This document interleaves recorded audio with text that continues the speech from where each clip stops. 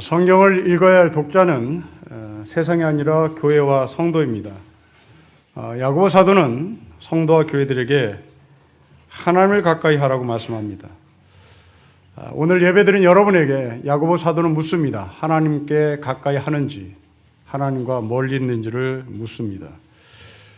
그런데 우리는 여기서 한 가지 질문을 할 수밖에 없는 것이, 왜 야고보는 이 사람들에게 하나님을 가까이 하는지를 묻는가 하는 본질적인 질문입니다.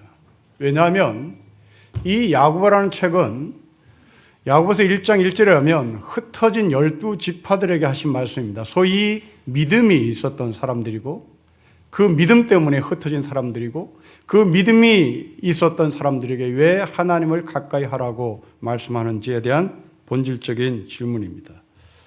우리는 여기서 두 가지 분류를 할 수밖에 없겠죠. 첫째는 아마도 그 흩어진 12지파들이 시간이 가면서 믿음이 변질되었을 것이다 라는 추측. 또 하나는 믿음이 애당초 없었던 사람들 중에 흩어진 12지파들이 포함됐을 가능성. 이 두 가지 중에 누구를 지금 지칭해서 말씀을 하는 것일까에 대한 또 질문입니다. 아마도 오늘 이 본문은 믿음이 변질된 사람들에게 한 말은 아닌 것 같습니다. 왜냐하면 오늘 본문은 대단히 점잖기 때문입니다. 대단히 부드럽습니다. 믿음이 변질된 사람들에게 하시는 말씀은 이렇게 부드럽게 점잖게 말하지 않습니다. 굉장히 책망을 하죠. 성경의 공통된 흐름입니다. 그러나 믿음이 없는 사람들에게는 그렇게 혹독하게 책망하거나 거칠게 말하지 않습니다. 믿음이 없는 사람들에게는 애당초 믿음이 없으니 부드럽게 권면을 하는 것이죠. 성경은 온통 이렇습니다. 믿음이 없는 사람들에게 하나님은 구원의 반열에 참여시키는 은혜를 허락하시고, 그 은혜 속에 우리도 애당초 믿음이 없었던 사람들임에도 불구하고 하나님은 우리를 하나님의 이름으로 구원을 시켜주신 것이죠. 출애굽기 12장에 보면 이것을 그대로 증명해내고 있는데, 애굽에서 종살이된 이스라엘 백성들이 출애굽을 할 때 성경은 세 종류의 사람과 동물을 우리에게 증언해 줍니다. 첫째로 장정 60만 명입니다. 두 번째로 허다한 잡족들이 나옵니다. 세 번째로 소와 양들이 탈출합니다. 자, 소와 양들을 일단 제껴놓고 출애굽기 12장에 왜 성경은 사람을 장정 60만 명과 허다한 잡족으로 분류를 하는 것일까 하는 겁니다. 이 장정 60만 명은 유태인이겠죠. 허다한 잡족들입니다. 굉장히 부드럽게 번역했습니다. 직설적으로 번역하면 허다한 잡것들입니다. 이 허다한 잡것들이 유대인과 섞여서 애굽을 탈출합니다. 유대인들은 하나님을 믿는 사람들이고 유대인들은 하나님의 백성들입니다. 이 하나님의 백성만 애굽에서 탈출한 것이 아니라 하나님의 백성이 아니었던 당시의 허다한 잡족들이 하나님의 백성들과 함께 탈출을 해 가나안 땅에 들어가는 겁니다. 이미 하나님은 구원의 하나님으로서 하나님의 백성인 유태인들만 구원시키는 것이 아니라 출애굽에서부터 이미 허다한 잡족들도 구원의 반열에 끼었다는 것을 우리에게 확인시켜 주는 겁니다. 여러분, 이런 일은 우리 주변에서 여전히 존재합니다. 지금 한국 땅으로 들어온 탈북자들을 보십시오. 아니, 여기에서 북한으로 넘어간 월북자들을 보십시오. 우리는 한결같이 이 땅에 넘어온 탈북자들에게 자유를 찾아서 넘어왔다고 얘기합니다. 저는 그렇게 보지 않습니다. 거기에는 자유를 찾아 넘어온 사람도 있지만 끔찍한 죄를 저질러서 거기에 살 수 없어 도망 나온 사람도 있습니다. 그런데 우리는 그런 사람을 무슨 죄를 졌냐고 묻지 않아요. 그냥 자유를 찾아서 넘어왔다고 퉁쳐주는 거죠. 월북자들도 마찬가지입니다. 그 월북자들은 저 북한에서 김일성이 좋아서 넘어왔다고 선전합니다. 그러나 제가 알고 있는 월북자들은 끔찍한 죄를 저질러서 도망을 간 사람들입니다.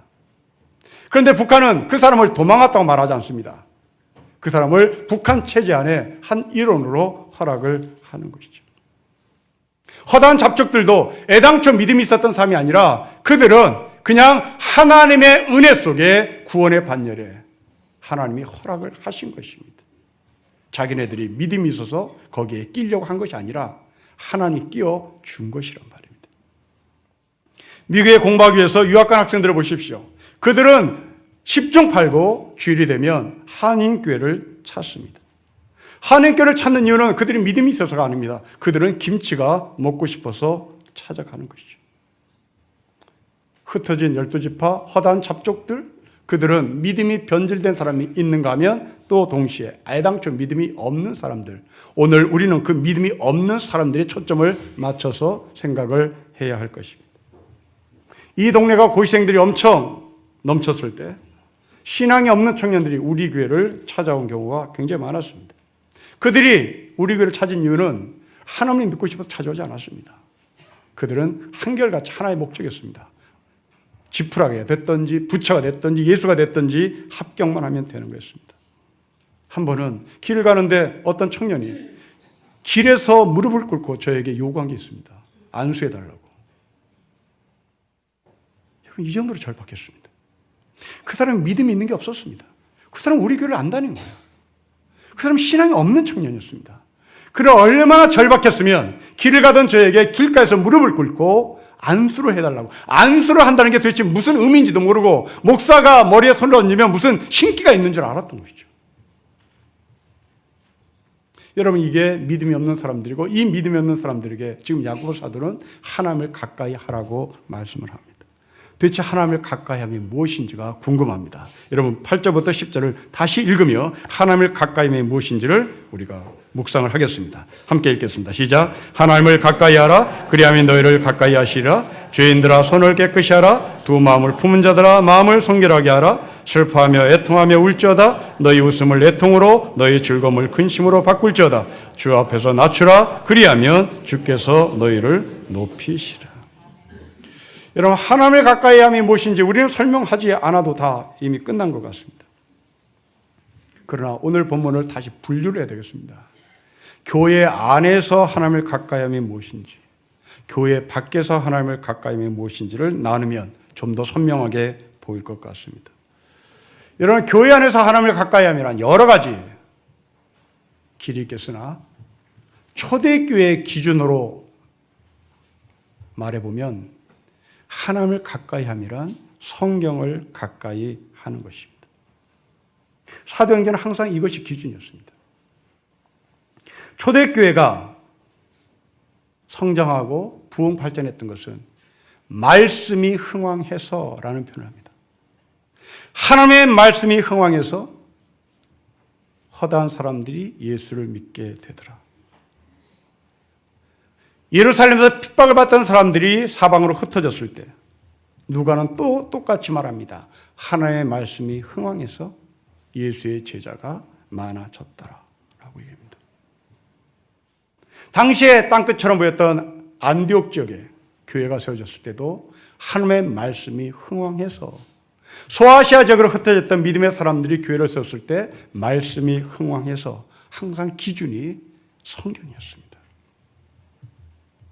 그런데 놀랍게도 이 초대교회의 기준을 그대로 판박이로 일치된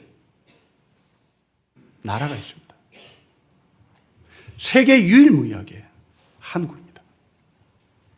세계 선교 역사상 초대교회의 역사와 일치하는 교회가 유일하게 한국밖에 없습니다. 그 이유는 아펜젤러 언더두가 한국에 선교사로 오기 전부터 이미 한국은 우리말로 된 성경을 손에 들고 있었던 민족입니다. 그리고 놀랍게도 언더우드 아펜젤러가 한국 땅에 들어왔을 때 이미 이 땅은 세례받은 사람이 있었습니다. 언더우드 아펜젤러가 이미 이 땅에 들어오기 전에 이미 이 땅에 교회가 공동체로 모였습니다.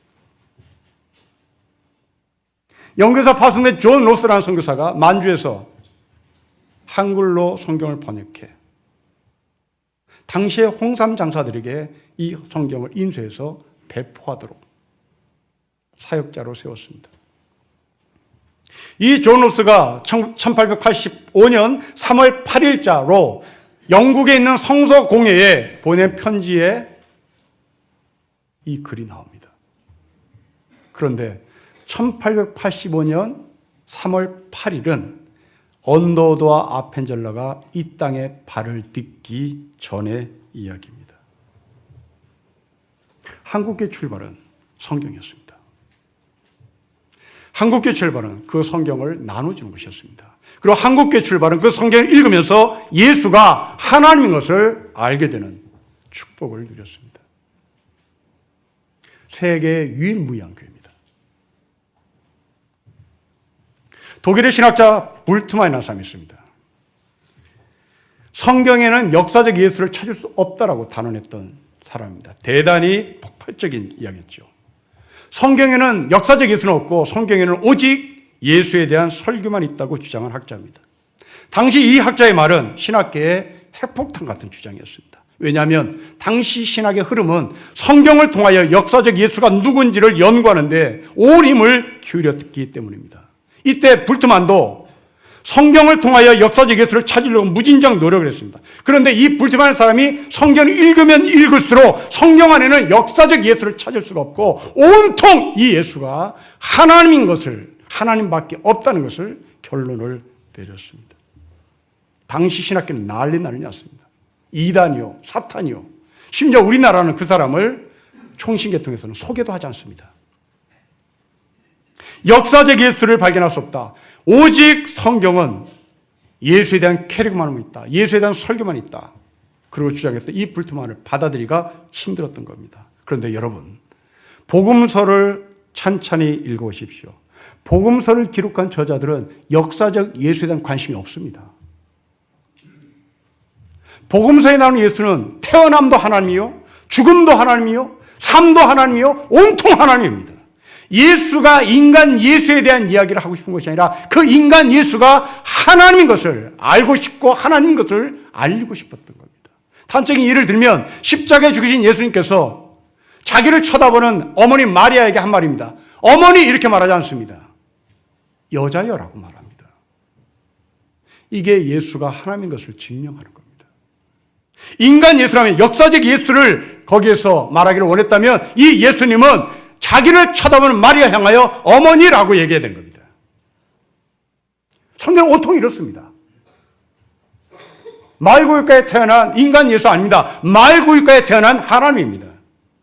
십자가에 죽으신 인간 예수 아닙니다. 십자가에 죽으시는 하나님입니다. 온통 성경은 하나님인 것을 증명하고 그 하나님인 것을 발견했던 사람들이 예수를 하나님이라고 고백하고 따르는 겁니다. 성경에 이렇게 성경을 읽으면서 하나님인 것을 알게 된 사람이 누굴까? 여러분 사도행전 17장에 보면 베레아 사람들이 나옵니다. 근데 이 성경에 베레아 사람들을 소개하는 게 표현이 참 재밌는데 이 베레아 사람들의 소개를 이렇게 합니다. 이 사람들은 데살로니가 사람들보다 더 신사적이었다라고 소개합니다. 근데 이 신사적이었다는 말이 노블하다는 말입니다. 이 노블하다는 말은 신분이 높다는 얘기입니다. 출세했고 성공했고 한가닥 하는 사람들이란 말입니다. 이 한가닥 하는 사람들이 바울과 실라로부터 예수 그리스도의 복음을 듣습니다. 노블한 사람들에게 이 사람이 출세했고 성공해서 교만이 몸에 밴 사람일 것이 분명합니다. 그런데 이 사람들이 바울과 실라의 설교를 듣고 그 자리에서 예수를 믿지 않습니다. 정말 그런가? 하고 집으로 돌아갑니다. 집으로 돌아가서 성경을 펼칩니다. 이렇게 해서 당시 헬라의 귀부인들이 예수를 믿었다고 성경은 기록합니다. 여러분, 여기서 베레아 사람들 다시 한번 주목합시다. 출세한 사람입니다. 성공한 사람들입니다. 신분상으로 높은 사람들입니다. 헬라의 귀부인들, 성공한 남편과 함께 결혼한 사람들입니다. 경쟁에서 이긴 사람들입니다. 성공한 사람들입니다. 이들은 예수를 믿지 않아도 됩니다. 자기가 갖고 있는 신분, 자기가 갖고 있는 권력, 자기가 갖고 있는 물질이 자기의 죽음까지도 보장할 수 있는 힘을 갖고 있기 때문입니다. 그런데 이들이 예수를 믿습니다. 여러분, 만일 이 사람들이, 이 베레아 사람들이 바울과 실라를 만나지 못했더라면, 이 사람들이 복음을 듣지 못했더라면 자기의 신분, 자기의 성공, 자기의 물질 이것으로 인생을 살다가 끝났겠죠. 그런데 이들이 바울과 실라의 설교를 듣고 그 자리에서 커밍아웃 하지 않습니다. 왜? 노블한 사람이라요. 출세한 사람이라. 성공한 사람이라. 거기 손을 들고 내가 예수를 믿겠다고 말하면 그 옆에 사람들이 너 어떻게 돈 벌었는데? 너 어떻게 권력 가졌는데? 너 어떻게 엘리트가 됐는데? 손가락질 받을 거 뻔한 겁니다. 거기서 커밍하지 못했던 이 사람들이 집으로 돌아가서 정말 그러한가 성경을 찾은 겁니다. 여러분, 우리 주변의 엘리트들 보십시오. 정상적인 엘리트들 없습니다. 경쟁에서 이긴 엘리트들은 그 경쟁을 공평하게 싸워서 이긴 자들이 아닙니다. 불법으로 경쟁에서 이긴 자들이죠. 그 결과 권력을 주고 그 결과 물질을 손에 쥔 사람들이 대부분입니다.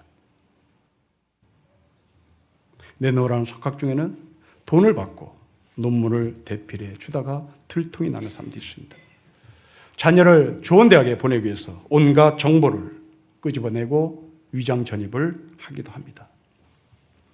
불법 정보를 빼내어서 많은 돈을 벌기도 합니다. 여러분, 왜 이런 일을 엘리트들이 서슴지 않고 할까요? 왜 베레아 사람들은 그렇게 노블한 사람이 되었을까요? 그것이 자기들을 보호해주는 보호막이라고 생각을 했습니다. 정말 그럴까요? 저는 절대로 아니라고 생각합니다. 그들은 그렇게 불공정하게 승리를 했기 때문에 늘 마음속에 불안과 염려와 초조가 있었던 것이죠. 베레아 사람들이 그랬습니다. 바울과 실라의 설교를 듣고 그 자리에서 커밍한 것이 아니라 집으로 돌아갔다는 것은 불안했다는 얘기입니다. 걱정과 근심이 깊었다는 것이죠. 그리고 마침내 그 성경을 읽고 자신이 축적한 성공과 출세와 부가 자기를 지키는 것이 아니라 예수가 자기를 지키는 것을 알아. 자기 부인에게도 그 복음을 전했고 마침내 헬라의 귀 부인들이 예수를 믿게 된 것입니다. 우리 주변에 이렇게 고백을 한 사람을 소개합니다. 이어령이라는 학자입니다. 지성에서 영성이라는 책을 쓴 사람이죠. 이 사람이 어떤 우여곡절 끝에 예수를 믿었습니다. 근데 이 사람이 예수를 믿기 전에 이 사람이 학자이기 때문에 그리고 언론이기 때문에 성경을 읽어봤겠죠. 성경을 읽고 나서 이어령의 사람은 성경에 나타난 하나님의 표현을 한 문장으로 표현합니다. 성경에 나오는 하나님은 신이더라. 자기의 관점으로 온 거죠. 자기가 언론이고 자기가 학자이기 때문에 이 사람이 성경을 읽고 내린 하나님에 대한 결론은 하나님은 신이더라라는 겁니다. 그리고 일생을 살았죠. 그런데 어떤 엄청난 계기로 인해서 자기 딸의 죽음이죠. 자기 딸의 이혼과 자기 딸의 죽음으로 인해서 이 사람이 예수를 만납니다. 최근에 한 언론의 인터뷰가 타이틀이 마지막 인터뷰였습니다. 이 사람이 이제 죽기 전에 마지막으로 인터뷰한다는 내용이죠. 이 인터뷰에서 죽음에 대한 이야기를 서로 나눕니다. 그런데 이 이어령 선생이 죽음에 대한 이야기를 아주 생생하게 우리에게 말을 해주는데 저는 큰 감동을 얻었습니다. 한 물고기가 엄마 물고기에 물었다는 거예요. 엄마, 죽음이 있다는데 죽음이 뭐예요? 그래서 엄마 물고기가 말합니다. 그래, 나도 그 말이 뭔지는 잘 모르겠는데, 그리고 그 말을 내가 들었는데, 죽음이라는 것은 우리가 바다에 사는 물고기는 우리가 물고기가 살아야 할 물에서 밖으로 나온 것을 죽음이라고 말한대더라야. 여러분, 이 이야기를 여러분의 삶 가운데 그대로 연결시켜 보십시오. 지금 우리는 세상이라는 풀 안에서 잘 삽니다. 우리의 죽음이라는 것은 세상 밖으로 나가면 죽는 거예요. 이 세상 밖에서 세상을 보는 순간 우리는 죽는 겁니다. 이게 이어령 선생이 물고기가 엄마 물고기에게 죽음을 묻는 것과 일치하는 겁니다. 근데 놀랍게도 성경이 이것을 이미 얘기해요. 사도 바울이 말합니다. 나는 세상을 향해서 죽었다. 우리는 세상이라는 풀 안에서 살고 있지만, 그래서 우리가 죽음이라는 것이 뭔지를 모르지만 이제 우리가 세상 밖으로 나가는 순간 죽는 거예요. 이게 허무인 겁니다. 그런데 사도 바울은 그것을 허무라고 보질 않아요. 이여름 선생이 예수를 믿고 나서 이 죽음을 허무로 보지 않아요. 그리고 이어서 하는 얘기가 우리나라 사람들이 죽음에 대해서 아주 아름다운 표현을 하는데 돌아간다, 돌아가신다라고 표현을 하는데 저는 이것이 굉장히 중요하다고 봅니다 라고 말하며 설명합니다. 돌아가신다, 돌아간다 라는 말은 물 밖으로 나온 물고기가 다시 물로 들어가는 거예요. 자기가 왔던 곳으로 돌아가는 겁니다. 창조주 하나님으로 다시 돌아가는 겁니다. 이게 성경이 말하는 죽음입니다. 사도 바울의 고백이 나는 세상에 대해서 죽었다. 나는 세상을 보는 순간 죽었다. 네, 맞죠? 우리가 살아야 할 물고기가 살아야 할 물은 바다가 되듯이 우리가 살아야 할 풀은 세상인 겁니다. 근데 이 세상 밖으로 나와서 우리는 죽은 겁니다. 죽은 우리를 하나님은 하나님의 나라로 다시 초대하시고 우리가 거기서 영원히 사는 겁니다. 이 이어른 학자가 성경에 나오는 하나님은 신이라고 표현했던 이 말을 바꾸기 시작합니다. 여러분, 이것은 다 어디에서 나왔을까요? 성경을 읽으면서 나오는 겁니다. 성경을 읽으면 여러분의 생각이 바뀌는 겁니다. 성경을 읽으면 하나님을 만나는 축복을 얻습니다. 성경을 읽으면 내가 세상 밖으로 나와서 내가 죽었다는 것이 무엇인지를 알게 되는 겁니다. 2000년 전 나사렛 예수 청년이 일단 청년으로 보이는 것이 아니라 하나님으로 보이는 겁니다. 베라 사람들처럼 성경을 읽으면 물질이 자신을 지켜주는 것 같이 보였던 그 사람들이 예수가 자기를 지키는 것을 확인하는 겁니다. 교회 안에서 하나님을 가까이 함이란 바로 성경을 읽고 묵상하는 것입니다. 이어서 교회 밖에서 하나님과 가까이 함이란 무엇일까요? 여러분, 다시 이 글을 읽을 1차 독자는 흩어진 사람들입니다. 예루살렘에서 보지 못했던 현실이 눈에 보이는 사람입니다. 이 사람은 지금 어느 대도시에 갔겠죠. 로마라는 대도시에 갔을지도 모르겠습니다. 세상에서 이들이 본 현실입니다. 마치 이것은 광야 40년 동안 이스라엘 백성들이 험한 길을 걷고 먼지 뒤집어 쓰고 살던 이들이 가나안에 들어가서 가나안의 풍요로움을 받던 그 모습과 같았을 겁니다. 광야 40년 동안 이스라엘 백성들은 불빛도 보지 못했습니다. 그들은 돌밭을 걸었습니다. 그들은 먼지만 뒤집어 쓰고 살았습니다. 40년의 삶이 끝나고 눈앞에 펼쳐진 이들의 가나안의 광경은 놀라운 것이었습니다. 풍요로웠습니다. 이때 이스라엘 백성들은 질문합니다. 광야 40년 동안 우리와 함께 하신 하나님, 불기둥과 구름기둥으로 함께 하신 하나님이 최고인 줄 알았는데 이 가나안에 들어와 보니 구름기둥과 불기둥보다 더 힘이 센, 더 풍요로움을 가져다 주는 이 땅의 신은 도대체 누구였던가? 그 땅의 신은 자본의 신이었습니다. 그 땅의 신은 바알이라는 신이었습니다. 당연히 광야 40년 동안 구름기둥과 불기둥으로 인도하신 그 하나님을 포기하고 이스라엘 백성들은 풍요로움을 가져다 주는 자본의 신이었던 바알을 따라갔던 것이죠. 지금 신앙 때문에 흩어져 나온 이 사람들이 로마라는 대도시에 갔을 때 눈이 휘둥그레졌을 것입니다. 우리가 지금까지 따라왔던 하나님이 도대체 뭐란 말인가? 의리의리한 로마 황제의 궁전을 보고 그들은 역부족이라고 고백을 했을 것입니다. 그로 내린 결론입니다. 내가 믿는 하나님을 포기하고 나는 이 경쟁사에서 이겨야 되겠다. 밤잠 안 자고 그 경쟁에서 이기려고 노력했겠죠. 수단과 방법을 가리지 않고 싸웠을 겁니다. 그 중에서는 경쟁에서 이긴 사람이 있을 것입니다. 이런 사람들에게 하는 말입니다. 이런 8절부터 10절을 다시 읽으면서 당시 읽었던 독자들, 경쟁에서 승리한 자들, 손에 못을 걸머쥔 자들, 바로 그들에게 하는 말씀인 것을 알고, 우리 8절부터 10절까지 전체 읽겠습니다. 시작. 하나님을 가까이 하라. 그리하면 너희를 가까이 하시라. 죄인들아, 손을 깨끗이 하라. 두 마음을 품은 자들아, 마음을 정결하게 하라. 슬퍼하며 애통하며 울지어다. 너희 웃음을 애통으로, 너희 즐거움을 근심으로 바꿀지어다. 주 앞에서 낮추라. 그리하면 주께서 너희를 높이시라. 보십시오. 너가 들고 들어온 그 물질이 깨끗하게 번 돈이냐라고 묻습니다. 양다리 걸쳐서 일생을 살다가, 한 주간을 살다가 오늘 예배를 나왔느냐라고 묻습니다. 교만하느냐? 어깨에 힘주느냐라고 묻습니다. 너 돈 많이 벌었다고 웃으며 들어오느냐라고 묻습니다. 너 출세했다고 성공했다고 어깨에 힘주며 교만한 모습으로 나왔다면 10절에 낮춰라, 낮춰라. 손 씻고 나와라. 세상에서 발을 빼고 오라고 얘기합니다.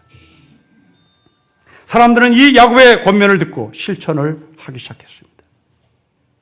여러분, 2000년 전 교회 역사에 남아있는 미담을 소개하겠습니다.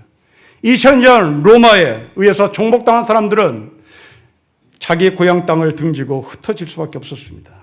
당연히 도시 빈민들이 로마라는 대도시로 몰려들었죠.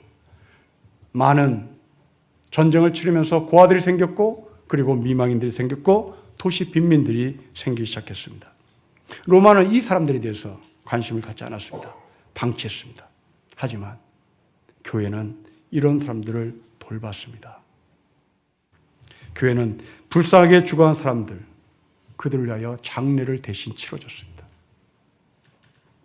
여러분, 예나 지금이나 장례 치는 것은 많은 돈이 필요합니다. 가난한 자들은 장례를 제대로 치르지 못해 교회가 그 일을 감당했던 것이 초대교회의 미담입니다. 교회가 세상 밖에서 아름다운 일을 얼마나 많이 했는지를 알고 싶다면 여러분들에게 책 하나를 소개합니다. 여러분이 잘 읽는 로마인 이야기입니다. 아니, 로마인 이야기를 읽기가 시간이 없을 정도로 바쁘시다면 여러분들에게 또 하나 책을 소개합니다. 로마서 16장만 읽으면 됩니다. 로마서 16장에 나오는 수많은 사람들은 노예들이요, 여성들이었습니다. 이 노예 여성들이 교회에 와서 위로를 받았습니다. 그리고 평안을 누렸습니다. 세상 밖에서 우리가 해야 할 일이 얼마나 많은지를 알려주는 대목입니다. 지난주에 저희는 네팔에 초등학교를 다녀왔습니다. 한 분의 헌금이 그 나라 오지에 학교 건물 하나를 세워주는 축복이었습니다.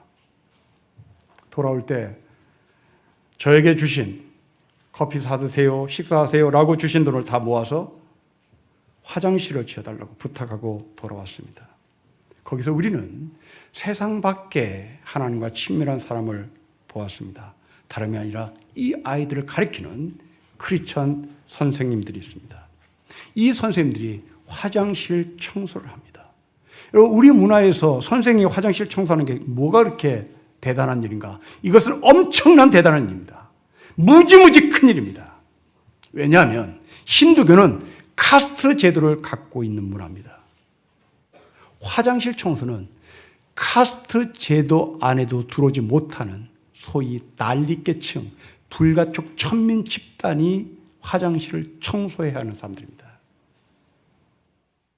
학교 선생님들이 학생들에게 화장실을 청소해야 위생에 깨끗하다, 병 걸리지 않는다, 전염병 걸리지 않는다, 그래서 화장실 청소는 훈련을 시키면 부모님들은 굉장히 못마땅해 한답니다.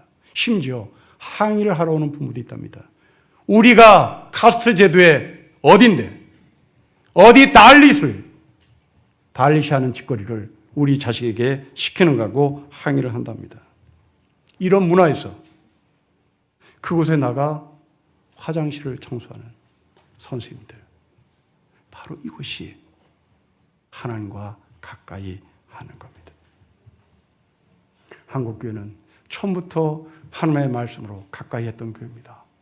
또한 한국교회는 처음부터 그 말씀에 근거해서 이웃사랑을 실천했던 교회입니다.